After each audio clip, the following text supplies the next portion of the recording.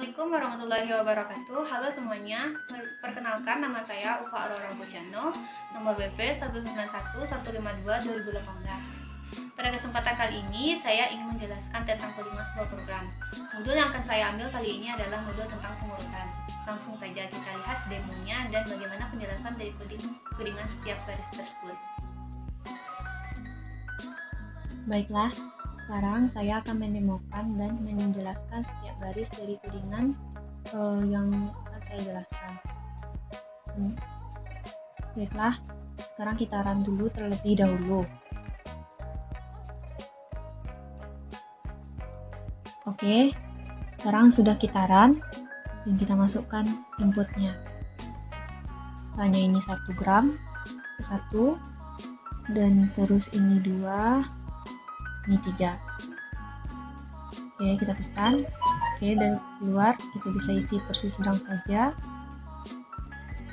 atau porsi kecil 1, atau besarnya juga bisa diisi saja. Kemudian setelah kita inputkan data, lalu kita urutkan dan terlihat dia mengurutkan dari yang paling besar sampai yang ke paling kecil. Oke, sekarang kita lanjut ke codingannya. Oke, mari kita lihat dulu codingan dari tombol pesan. Oke, sekarang kita sudah berada di codingan tombol pesan. Yang pertama yaitu kita lihat jika B kecil dari 6, B ini maksudnya adalah jika jumlah datanya kecil dari 6, maka dijalankan statement-statement di bawah ini. Yang pertama yaitu A sama dengan 0. A sama dengan 0 ini adalah nilai dari datanya. Pertama, jika teks edit 7 akan diisi dengan A ini, maka nilainya akan dikonversikan jadi A sama dengan A tambah 200 kali teks yang ada di edit 7 dirubah tipenya dari string menjadi integer. Begitu juga dengan if yang edit 8 teks ini sampai yang edit 9. Kemudian setelah itu maka setelah kita inputkan, maka edit 7-nya kita bersihkan, 8 dan 9-nya juga kita bersihkan. Kemudian array sort berindeks B sama dengan A.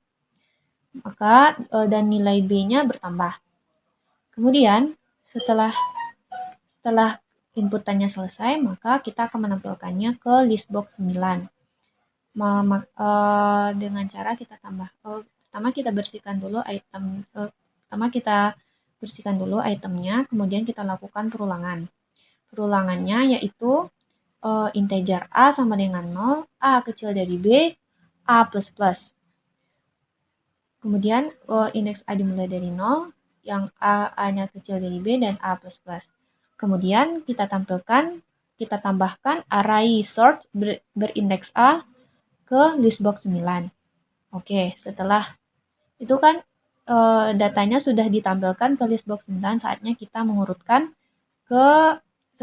akan mengurutkannya. Dan di sini kita sudah masuk ke tombol button descending atau tombol pengurutan, metode pengurutan dengan cara descending. Pertama ada perulangan for di dalam for.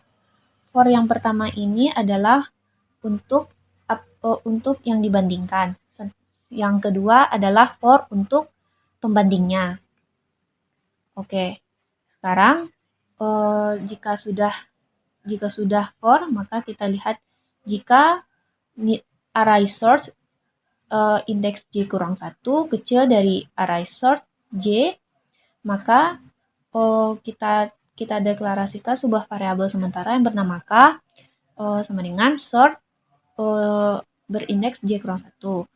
Array sort di indeks J kurang 1 akan dipindahkan ke variabel K ini. Kemudian maka data di dalam array sort J kurang 1 akan kosong. Maka akan diisi oleh sort berindeks J. Maka sort berindeks J ini sama dengan sort indeks J kurang 1. Kemudian seterusnya maka variabel sementara akan kembali terisi oleh source berindeks J dan begitu seterusnya sampai pengurutan selesai dilakukan kemudian ditampilkan ke listbox 9. Kemudian kita tampilkan di listbox 9. Yaitu dengan cara clear dulu, kemudian kita lakukan perulangan untuk penampilannya. Pertama, sama seperti tadi, for integer A sama dengan 0, A kecil dari B, dan A++. Kemudian setelah perulangan selesai dilakukan, maka hasil perulangan tersebut akan ditampilkan ke listbox 9, yaitu tambahkan array source berindeks A ke listbox 9. Oke, sekian dari saya penjelasan tentang codingannya. Itulah demo dan penjelasan yang dapat saya sampaikan tentang modul yang saya jelaskan tadi. Baiklah, sebagai penutup, saya ada tips untuk teman-teman semua yang ingin belajar codingan. Yang pertama yaitu kita harus tahu logika dan algoritma dari sebuah program yang ingin kita buat. Kita harus tahu jalan ceritanya program itu dari awal mulai dilakukan sampai program itu selesai dilakukan. Setelah itu kita juga harus tahu bagaimana sintaks dari setiap codingan supaya kita bisa menerjemahkan bahasa algoritma tadi ke bahasa codingan dan kita bisa membuat codingan dari awal sampai akhir. Setelah kita bisa membuat itu semua, jangan berhenti di sana. Karena sekedar tahu dan memahami itu tidak akan membuat kita mahir dalam membuat sebuah codingan. Kita juga harus sering berlatih supaya kemampuan kita lebih meningkat lagi.